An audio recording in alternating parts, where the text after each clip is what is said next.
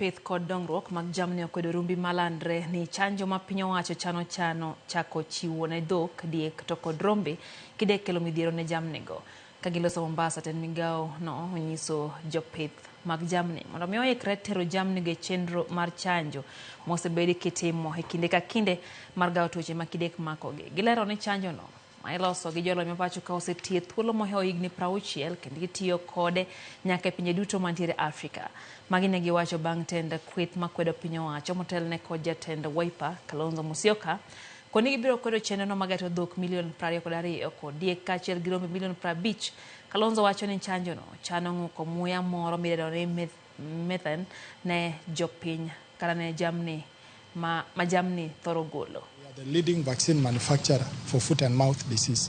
And this vaccine we are not just producing for the country, but we are also producing for the whole of our region and Africa as a whole. This is the vaccine that has helped us control foot and mouth disease for the last 60 years. You cannot trade with anybody in the world if you have outbreaks of trade-sensitive diseases like foot and mouth disease or the one for sheep and goats called PPR.